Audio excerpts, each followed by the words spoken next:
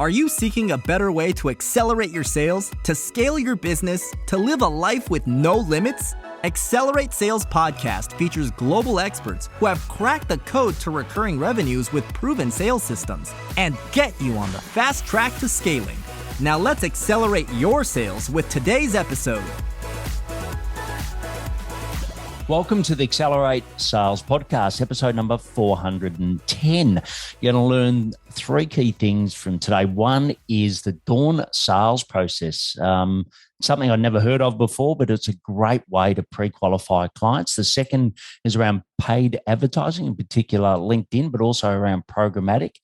And the third is around handling a remote team. And it's not actually handling, it's about getting the best out of a remote team, which is some great advice. So if you're a first-time listener, welcome. And if you love what you hear, please subscribe on whatever platform you're on. And if you're a regular, always love those reviews. Much appreciated. As I always say, take notes. But there'll also be a summary in whatever you're listening to right now or wherever you're listening to right now. And there'll also be much more detailed notes at paulhigginsmentoring.com/podcast. And you can also get the full transcript as well. And before we go to the interview with Peter, I'd like to thank two of our key sponsors. One is the Cloud Consultants Collective, where cloud consultants, hopefully like you, can get together and solve each other's key questions. It's a great community. It's free. It's on Slack. So just go to cloudconsultantscollective.com. And the other is Send Spark. And Send Spark's a wonderful way of sending videos in the sales process. Let's face it, we all live on Zoom these days.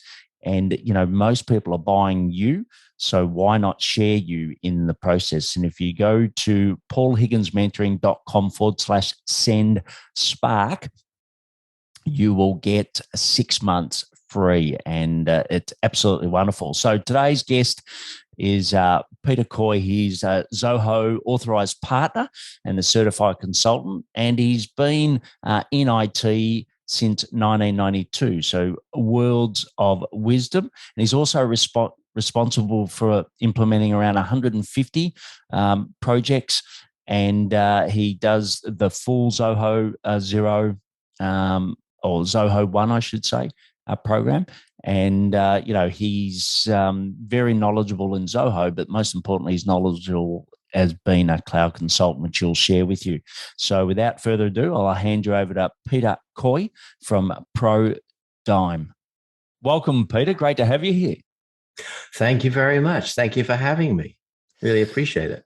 Yeah. Now, for everyone watching or listening, Peter has got a beautiful English accent, but you're actually not living in England, Peter. Where are you at the moment? I'm in Belleville, Ontario, and Belleville means beautiful town, and it's actually very well named. It's very apt. And as I talk to you, I'm looking out on the river, which flows past, and all the sailboats that go up and down the river. And just to my left is the fantastic Bay of Quinte, which is one of the best fishing places in the world for bass. And I see people driving pickup trucks towing incredibly expensive fast boats to catch these bass. And I always think, those bass, they must swim really fast to need a boat that fast to double 250 horsepower and outboards or something. So anyway, it always makes me smile. But we can certainly tell when there's a fishing competition on. And these are $100,000 competitions quite often. Right. So if you catch the most fish, you can do extremely well. Yeah, and buy a better boat that you don't really need, which is a bit like tradesmen and their utilities. But we're here to talk about your experience as a Zoho partner, as I said in the setup. And, why don't you just kick off with who you love to work with and what problems you love to solve? Absolutely. Well, I've been in the IT business for quite a long time. So I've really started with very huge limitations on what you could do. And now we can do almost everything for next to nothing. It used to be extremely expensive. And now for very little, we can do miracles in comparison to what we could do 30, 40 years ago. So I like clients who are imaginative, appreciative. I think I don't want people who are stuck on we've always done it this way, or my accountant wants us to do it this way. that kind of thing. So Yes. we say, look, the whole idea of our kind of systems is you integrate everything, because data which is in two places is always wrong in one of them. Yeah. At least it often is wrong in both of them, but it's definitely going to be wrong in one of them. I like people who have a rational approach to budgeting to say, what kind of benefit would we get out of this? What's our objective in terms of what this will do for us? I like people who are decisive, but not irrational, who have reasonable expectations. And anybody who's implemented anything new successfully knows that there's, for every person who would step through the door to the future, there's 1,000 who will bar the way. So it's not always easy to implement change unless you do it right the first time. And that means involving everybody in the decision-making process and what the benefits are, and showing those benefits right off the bat. I've implemented systems that people have loved, absolutely loved, compared to anything manual or anything badly automated that they were previously using. So if a system is fast, it delivers the goods, people love them, and they will not work against the system. Whereas do it the other way around, mandate things, don't train people, bad news. So somebody who's rational about implementation is a great help. People who've got a deep understanding and love for their business are very good to work with, because they think about what their client's well-being. Yes. The client is the center of the world. I would say that I like people who are reasonably patient, so that when things don't quite work out, they don't fly off the handle. They realize that things are going to go wrong, or misunderstandings might happen from time to time. But hopefully their faith and confidence in what we do will see them through the difficult times. Be like a marriage. Yes. Yeah. Well, look, as you're listening to Peter say that, I'm sure you're nodding your head saying, look, there's some qualities that I definitely would love in my clients as well. So how do you qualify them, Peter? Like, what's your way of detecting some of these traits in the Yes, absolutely. in the pre-sale process? Well, it's interesting. Sometimes people put on a really good face when you're talking to them initially, and they seem to follow these traits or have these traits. And then when things start to go bad, they get fairly difficult to deal with. I don't know. People to put on a good face, at least initially. But I've dealt with enough people now that I get a fairly good feeling. And we do qualify with a process that we call DAWN, which is an acronym for dollars, authority, when, and need. And that seems to help a lot. So need is where people normally start. What are you trying to achieve? And during the achievement part of it, we will often need to talk about what will be the result of putting this in. The need that you have, that's to overcome something which is a negative experience for current clients. Yes. And we want to make sure that whatever it is that we do will overcome that and talk that through. If people aren't interested in having that conversation, that's a pretty good X against the name. Yes. And we would back away from that sort of client, I think, most of the time. We are hoping that people want to improve both the efficiency of their operation and the quality of life of the people who work for them. So those kind of things. But in that dawn idea, so once we've got the need straight, a when is useful, because we have some people come to us and say, oh, our Salesforce license is running out next month. We need a new system now. Okay, well, we can do a lot in a month, but boy, you might not be 100%. But we can certainly move all the data across, but yes, there's going to be other things to do, no doubt.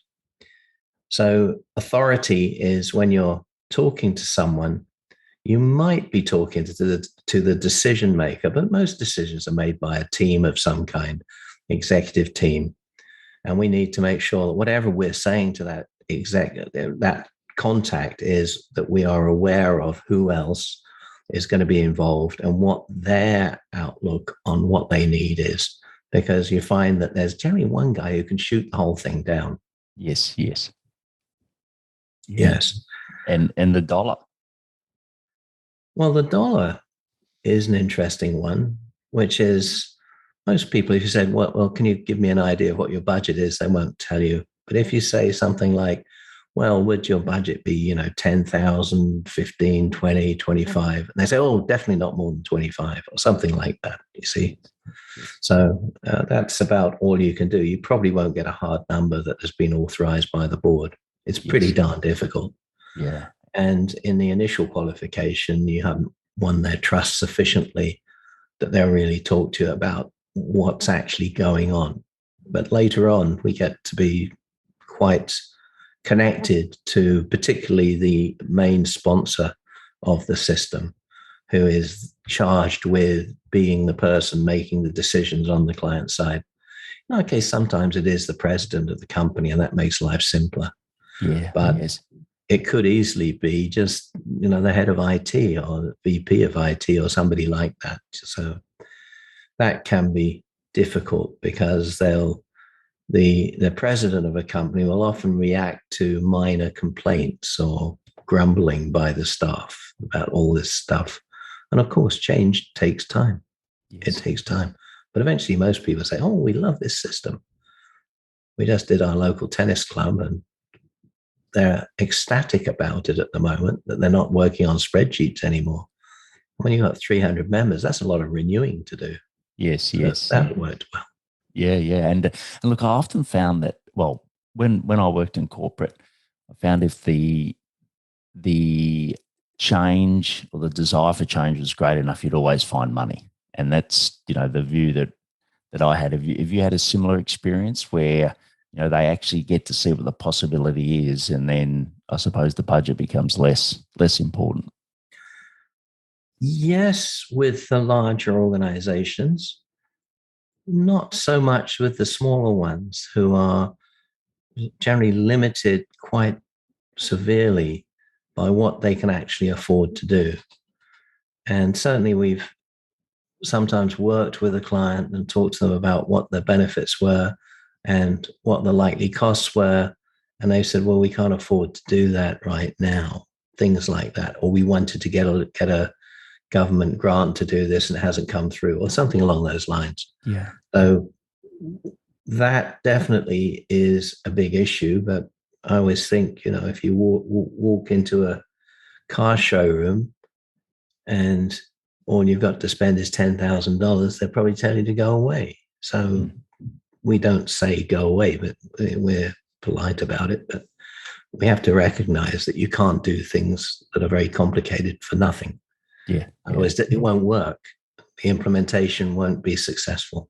Yeah, no, look, I really love that Dawn process. Is there any other key parts of the sales process, the end-to-end sales process that you'd like to talk about, to share with? Absolutely. So typically, that Dawn process is something you do before you add a particular prospect situation into what we call the deals process. The deals process measures of those people who are at least somewhat initially qualified, how many of them worked out and how many of them did not work out. And in both cases, we like to find out and record, well, why didn't it work out? Or why did they choose us? Yes. Because those are both very interesting. And obviously associated with that, there's other information like, what was the lead source? Where did we get this one from? Where did we get this? The ones that won, where did they come from? And the ones that we lost, where did those ones come from? Because I think one has to connect up sales results with marketing expenditures. So that kind of side of things we do right down to specific landing pages, specific advertising that comes in through a landing page. We will record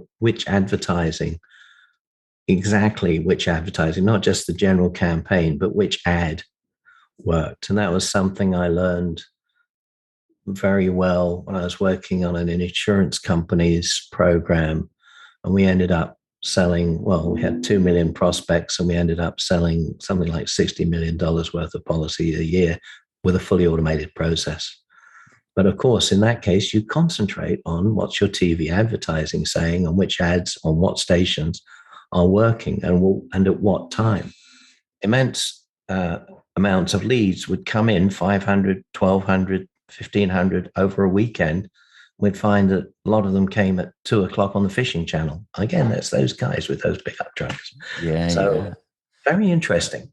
Yeah. And when you talk about why people choose you, how do you get that information? Like because I know often, it's if you ask people a direct question, like you said before around budget, it's sometimes hard to get the answer. Like, how do you find out why?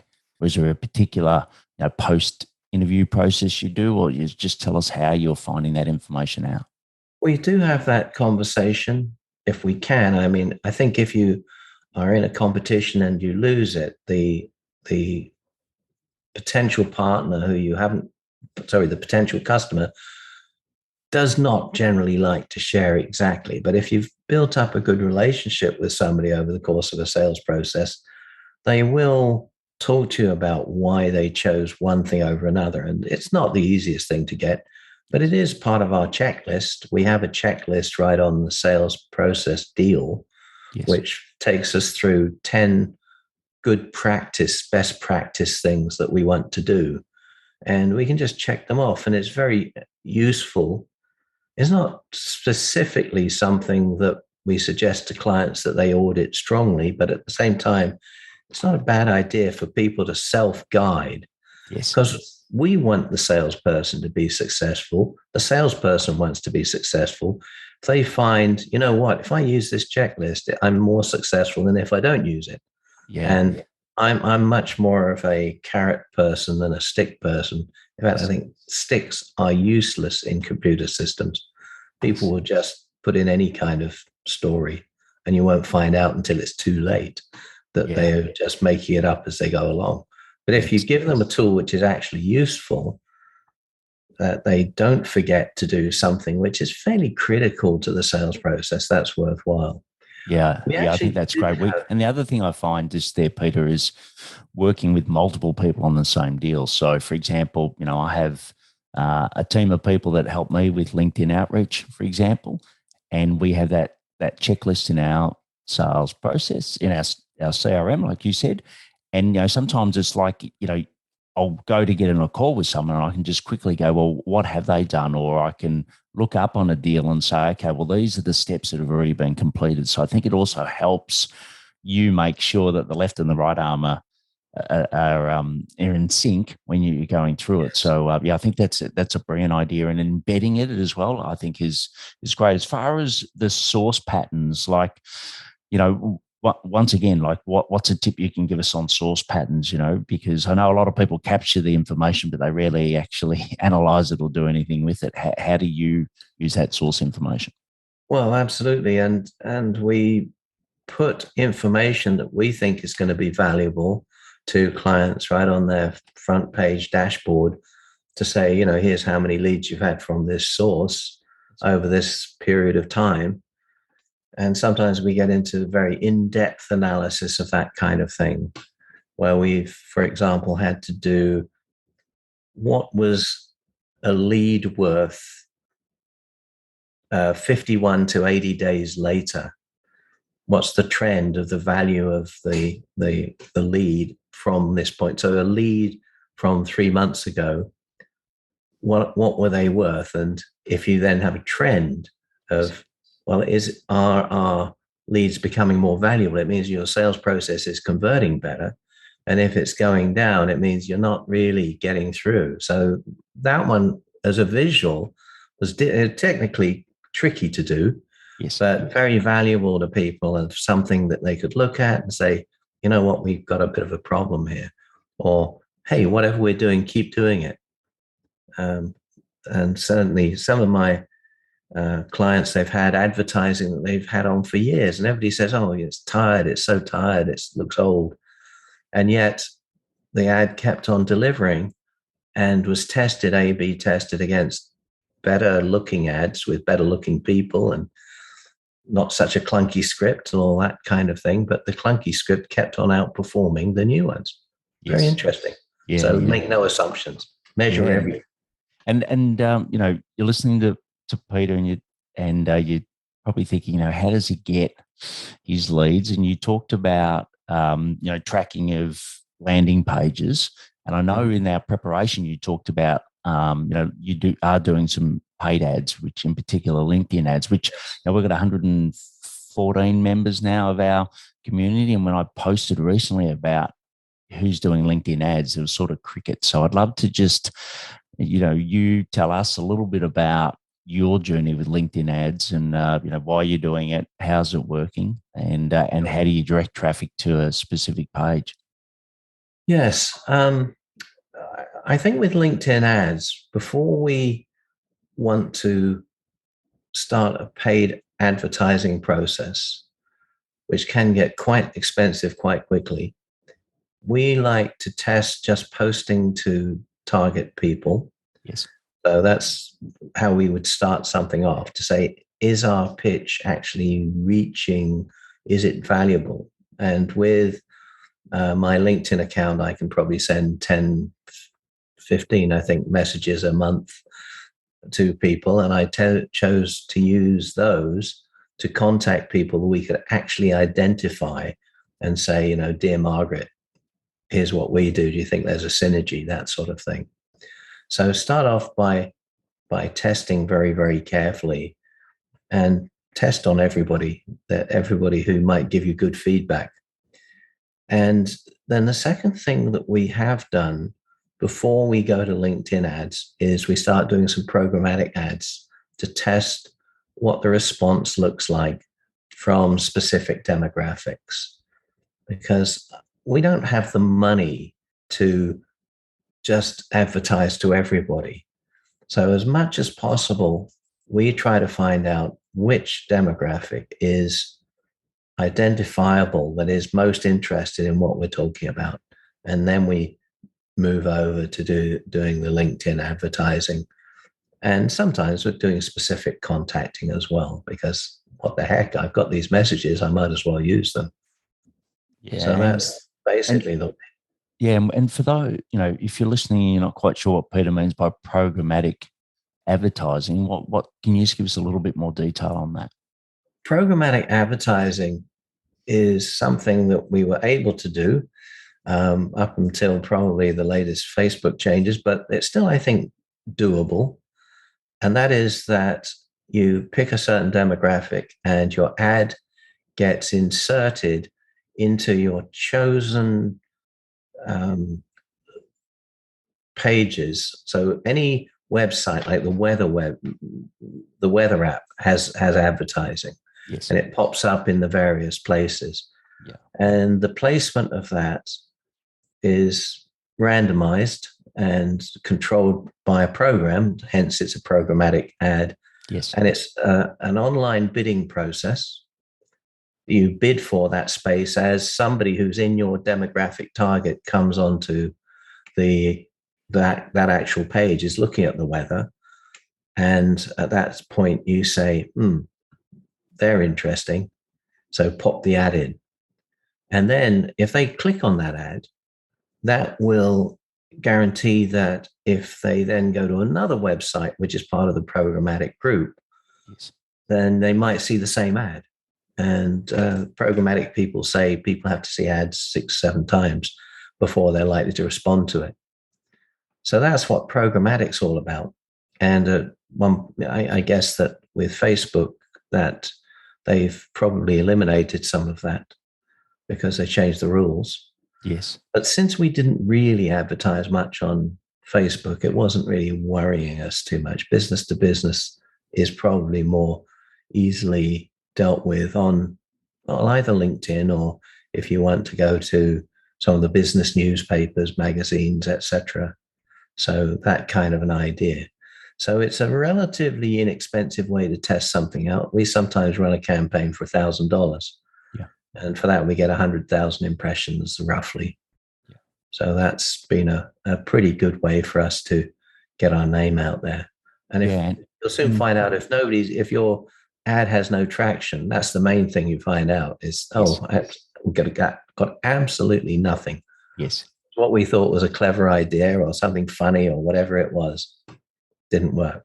So, And as far as budgets with LinkedIn, like, don't have to give exact numbers, but I've heard roughly, $5,000 to $8,000 a month is a sort of typical spend. You've got the agency that's doing it, and then you've got, your ad spend on top of that. What sort of budget do we look for when we're yeah, thinking of doing LinkedIn ads? because of what we do, in a way, we're almost like the local vets or something because we have a limited capacity.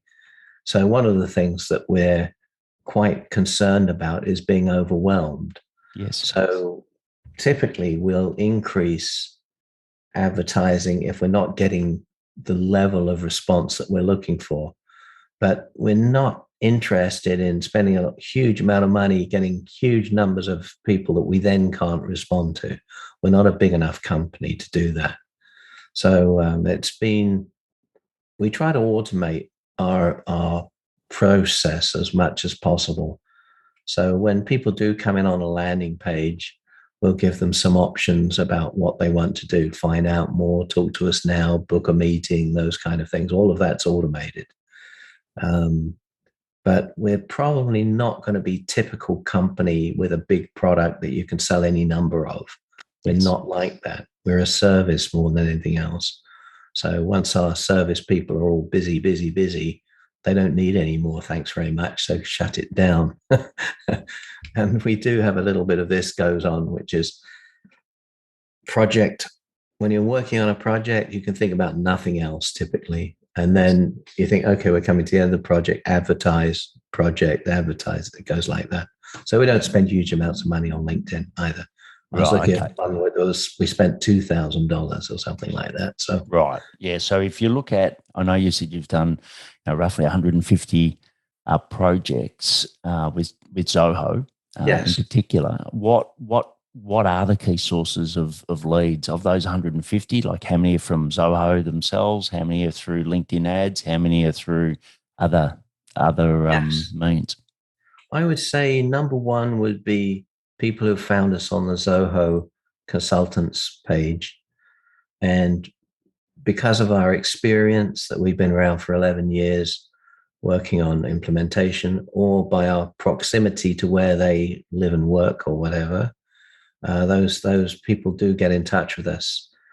And that has driven us, as Zoho's base has increased, then obviously the demand for people like us has increased.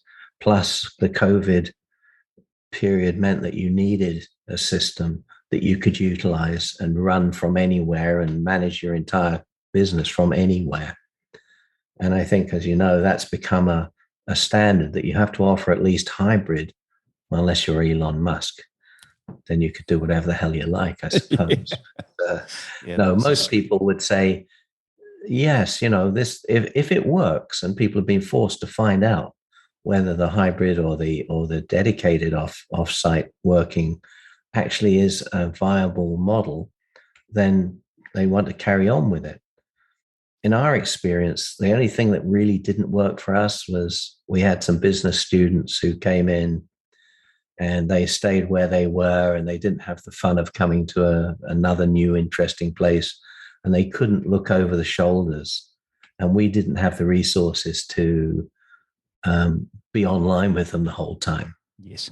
So that, I think that caused, we didn't get efficient use out of people who weren't actually local. If you're teaching people, if you're mentoring people, it's hard to do over Zoom all the time or something like that. Yeah, yeah. And we'll talk about team just in a moment in a bit more detail, but just so obviously Zoho partner directory and page, that's number one. What are some other key sources of leads? We certainly do get some referrals from our existing clients when other people find out about us word of mouth through chambers of commerce, that kind of thing. Yes.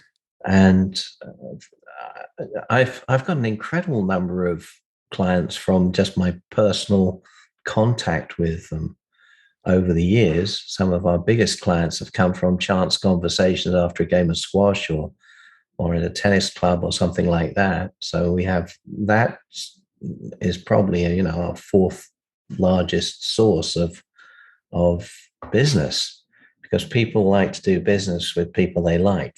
Mm. And if they know you and they realize that you've been doing this for a while, they're much more inclined to work with you. So I think that's probably there.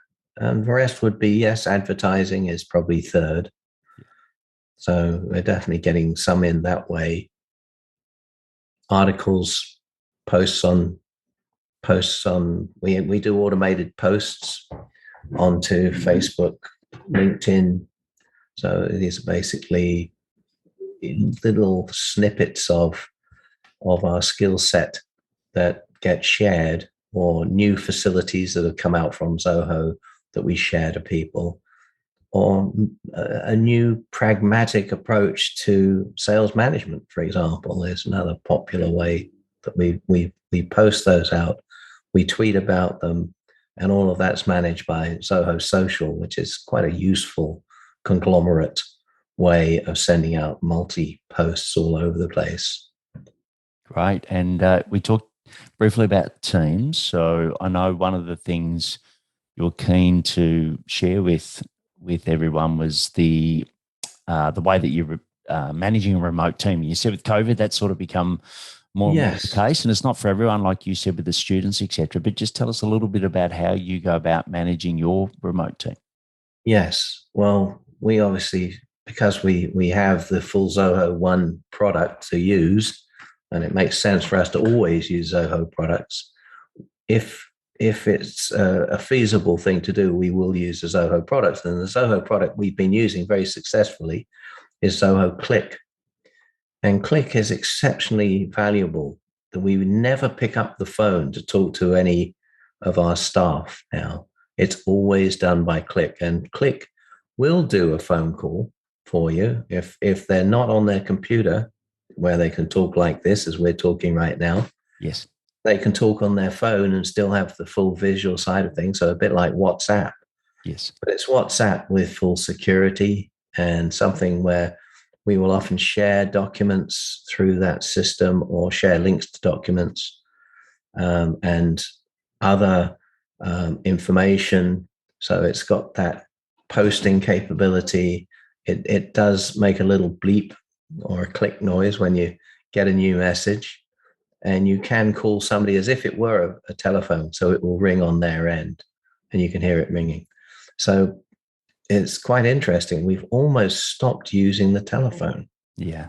Yeah. We have one telephone line now, just comes to me. So that's about it. Everybody other than that works off their mobiles, and we click into them. So very worthwhile, inexpensive facility for sharing documents, coordinating the team, having unplanned meetings is the best way to put it. Yeah, so yeah. you don't want to be interrupting people all the time, but sometimes it's important. You need something, you need it now. Yeah, and look, it'll be in the show notes, but it's CLIQ. Q, yes. Yes. So that's how they spell Click. And just quickly on that, so is that something that some people can buy just as a standalone product from Zoho versus? They can, although it makes sense to get the workplace product bundle, because that has everything really for virtual work without things like CRMs added on the top. But I mean, they're fully integrated with the CRM. Yes. But Workplace has the word processor, which is phenomenal. I love the writer word processor. I mean, I sound like I'm a shill for Zoho things, but believe me, if it wasn't good, I wouldn't say it. Yes. If I didn't like it, and I'm very picky about stuff I use, but I choose to use the Zoho writer. It's fabulous, and you get multiple people on at once. It's great. Yeah. Because what is there, 50? I think someone quoted me 50 the other day. In Zoho One, is there 50 applications? 50 applications, yeah. And it really is. And it has beautiful things like the chat, when somebody comes on your web page, it manages that, and you can put your own bots on, and Click will tell you how many people have visited your site and how many of them you engaged with. So we have some clients who sell um, uh, basically packaged goods, Yes. who engage that way and chat that way, and it can be a voice, it can be just text, but you can switch over to a voice call, and gives you a little bullseye of how long people have been on the site and what pages they've been to. It's pretty handy. And so that's something that we utilize quite a bit. The other thing is page sense, which tells us whether people scroll down below the fold and where they've been and what they've clicked on and what they haven't clicked on, so you can optimize your landing pages. So these are really neat little facilities. So we believe that you can run your entire business on Zoho products, and you don't really need to use anything from anybody else. Microsoft Word, not really. Excel, not really. All of these things are included in Zoho One. So it's kind of crazy, amazing, big. But people aren't used to having everything in one pot, one login, you're done. So I like it because I'm sort of lazy about stuff like that. I don't want to have to be moving data from one place to another. So having fully integrated data and systems is terrific. And that's really what we try to convince our customers. Say, you don't have to have that, and that. You do this and pull it all together. And Zoho Analytics can bring in data from any database that you want to mix in. So the analytics side is strong too. Yeah, brilliant. Well, look, what we'll do now is go into the deep dive. So I'll ask you some questions and get some rapid fire answers. So the first is, and we may have covered a little bit of this, but what are some specific daily habits, sales habits that you do each day to help you accelerate your sales? Absolutely. And that's tasks. We have tasks associated with people and with deals, and those are prioritized and dated. So we mark off whether we do work through the tasks, and if we don't have a meeting, that's what we're doing. We're working through the tasks that we've allocated. Yeah, very good habit, easy to do. Great. And I think, you've covered technology pretty well, which I normally ask people around what technology they use. You talked about Zoho, but is there anything else outside of Zoho that you use specifically for sales? No, I can't think of anything else that we use. As I say, I mentioned Programmatic, which is outside. Yes. Yeah. Yeah. Other than that, no.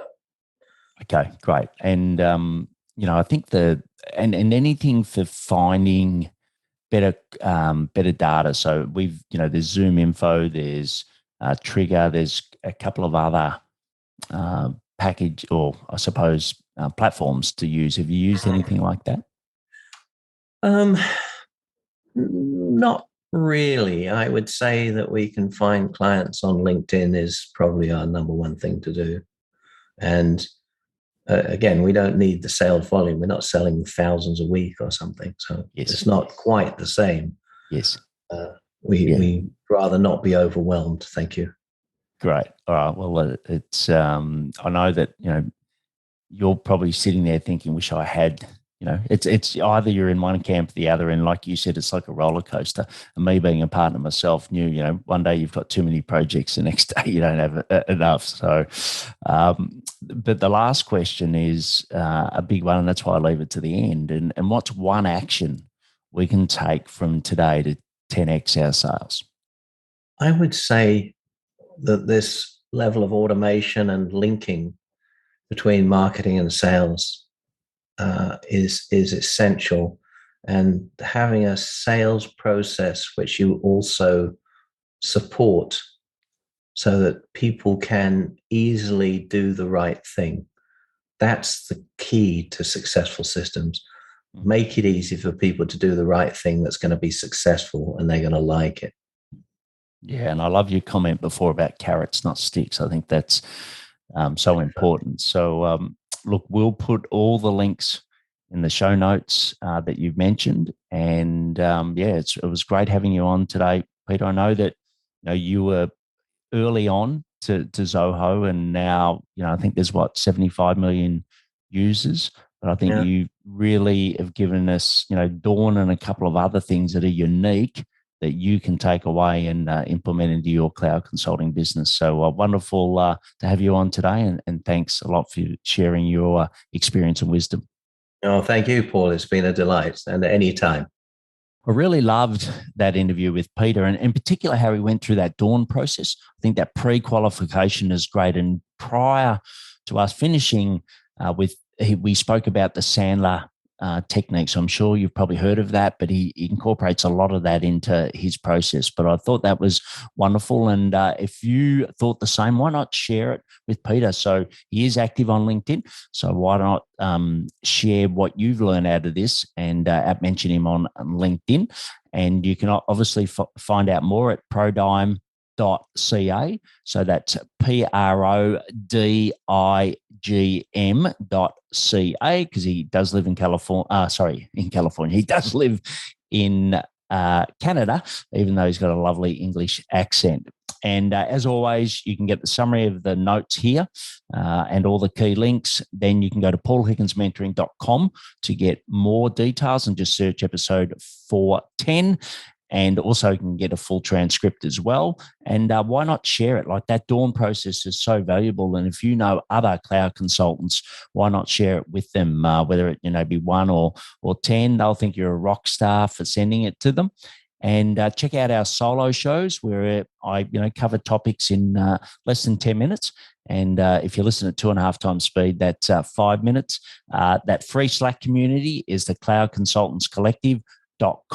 And next week's guest is Doug Davidoff, and he's talking about how you get leads without referring or relying on your partner. And he's from the HubSpot community. And I heard him on a podcast, and he's wonderful. And I can't wait to have him on ours. As always, the last thing is take action to accelerate your sales.